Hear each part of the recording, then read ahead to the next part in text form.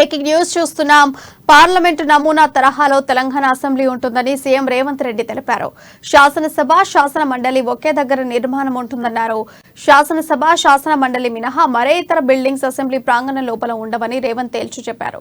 ఇప్పుడున్న చెట్లను తొలగించకుండా మరింత గ్రీనరీ పెంచాలన్నారు. అసెంబ్లీకి కట్టుదిట్టమైన భద్రత ఏర్పాటు చేయాలని అధికారులకు ఆదేశాలు జారీ చేశారు. రైల్వే గేటుకు అనుకోని ఉన్న ప్రహారీ గోడ ఎత్తు పెంచాలన్నారు. మెంబర్స్ ఉదయం పూట వాకింగ్ చేసుకునే విధంగా ఏర్పాట్లు చేయాలని సూచించారు.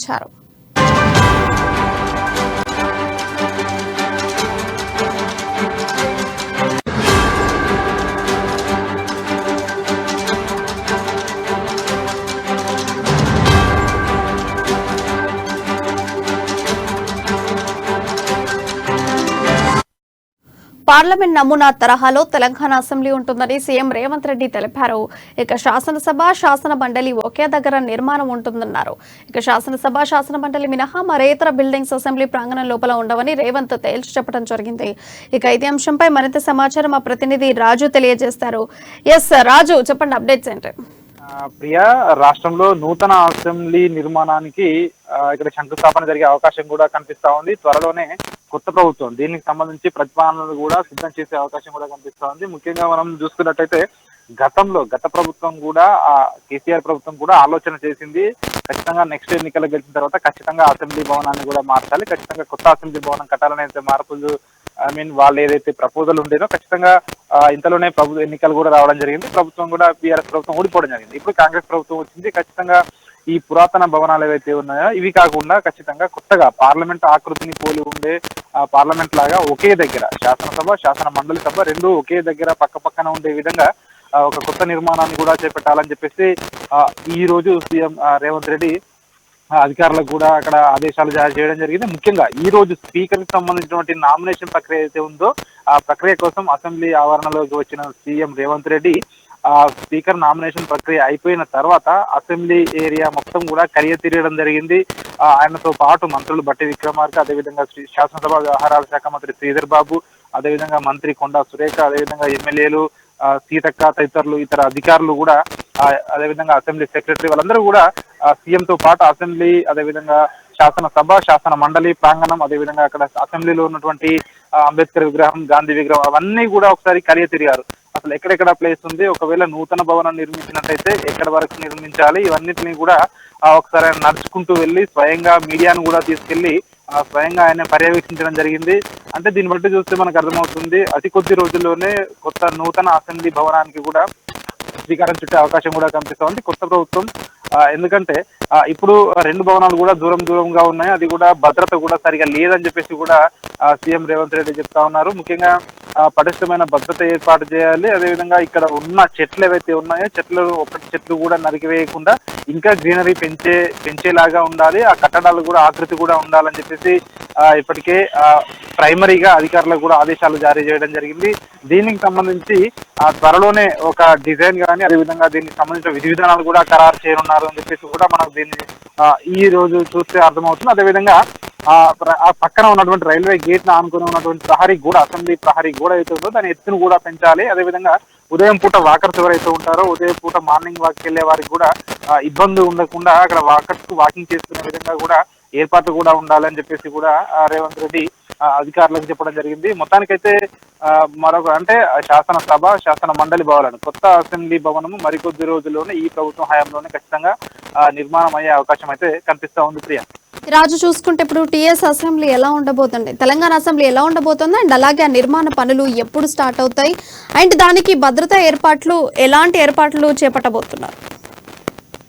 ఖచ్చితంగా, ఎందుకంటే పార్లమెంటు నమూనా తరహాలో అని చెప్పేసి కూడా ఇప్పటికే రేవంత్ రెడ్డి చెప్పడం జరిగింది. ఆయన అధికారులకు ఆయన చెప్తా ఉంటే ఖచ్చితంగా అక్కడ ఉన్న వాళ్ళందరికీ అర్థమైంది. ఆల్రెడీ ఇదివరకే అంటే రేవంత్ రెడ్డికి ఒక వ్యూ అనేది ఉంది సీఎం కి.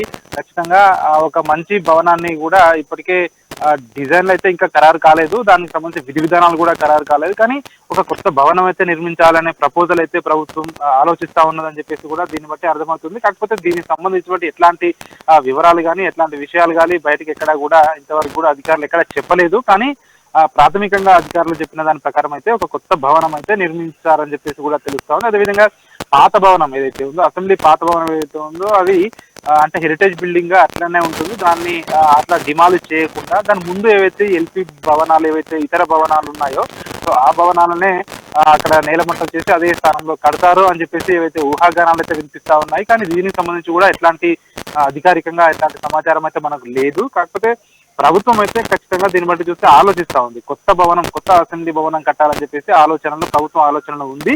అది కూడా అతి తొందరలోనే దీనికి శ్రీకారం చుట్టనుంది అని చెప్పేసి కూడా అర్థమవుతుంది. అయితే దాని ఆకృతి ఏ విధంగా ఉండాలి, దానికి భద్రత ఏ విధంగా ఉండాలనేది మాత్రం దాని మీద ప్రభుత్వం అయితే ఒక కన్సర్న్ అయితే తీసుకున్నట్టుగా కనబడతా ఉంది. ఖచ్చితంగా ఒక కొత్తగా ఉండాలి. ఆ పార్లమెంట్ భవనం అయితే నిర్మించడం జరిగిందో అన్ని ఒకే దగ్గర, మండలి కావచ్చు, అదేవిధంగా శాసనసభ కావచ్చు, ఇతర అధికారుల అవన్నీ కావచ్చు, అవన్నీ కూడా ఒక దగ్గర, అంటే శాసనసభకు సంబంధించినటువంటి ఏవైతే అధికారులు ఉంటారో, లైబ్రరీ ఉంటుందో, ఇవన్నీ కూడా ఒకే దగ్గర ఉండాలని చెప్పేసి ఒక ప్రపోజల్ అయితే ఉంది.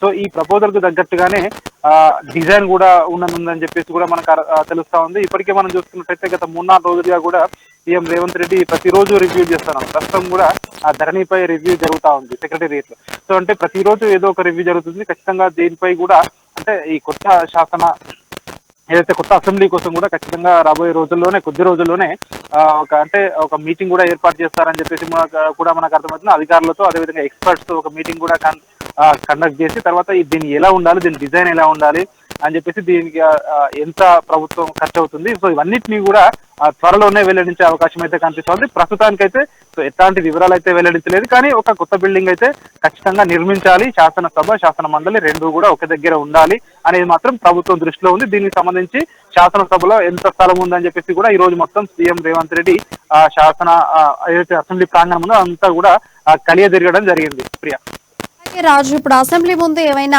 అమరవీరుల స్టాచ్యూస్ ని స్థాపించడానికి ఏదైనా ప్లాన్ ఉండబోతుంది అనుకోవచ్చు మనం?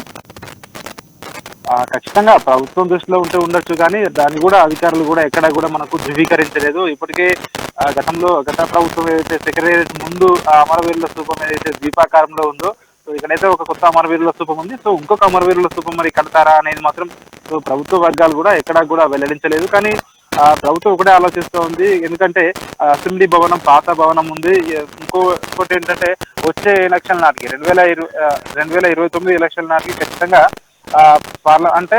శాసనసభ స్థానాలు కూడా పెరిగే అవకాశం ఉంది. ఎందుకంటే డిలిమిటేషన్ అయ్యే అవకాశం కూడా ఉంది. కాబట్టి ఇటు శాసనసభతో పాటు శాసన మండలి ఈ సీట్లు కూడా జనాభా ప్రాతిపదికన ఖచ్చితంగా పెరిగే అవకాశం ఉంది. కాబట్టి దాన్ని దృష్టిలో ఉంచుకొని భవిష్యత్ అవసరాలను దృష్టిలో ఉంచుకొని ఇంకా ఎక్కువ మంది కూడా కూర్చునే విధంగా అదే విధంగా ఉభయ సభల సంయుక్త సమావేశం నిర్వహించినప్పుడు గవర్నర్ ఎప్పుడైతే ఉభయ సభలను సంయుక్తంగా సమావేశం నిర్వహిస్తుందో అప్పుడు శాసనసభ శాసన మండలి సభ్యులు ఒకే దగ్గర కూర్చోవాలి. కాబట్టి సో అట్లా ఒకే దగ్గర కూర్చున్నా కూడా సో స్పేస్ ఉండే విధంగా, అంటే విశాలంగా ఉండే విధంగా, పార్కింగ్ కూడా అక్కడ స్పేస్ ఉండే విధంగా, సో ఇవన్నిటినీ కూడా పరిగణలోకి తీసుకుని ఉండాలి. అదేవిధంగా ముఖ్యంగా భద్రత కూడా ఉండాలి. సో ఈ రోజు మనం చూసాము పార్లమెంట్ లో, సో అట్లాంటి ఘటనలు కూడా అంటే లేకుండా కూడా ఉండే విధంగా అన్ని చర్యలను ఉండే విధంగా, అంటే ఎక్స్పర్ట్ చర్యలు కూడా ఏవైతే వాళ్ళ ఒపీనియన్స్ ఉంటాయో వాళ్ళతో మాట్లాడిన తర్వాత దీనికి డిజైన్ కూడా ఖరారు చేస్తారు.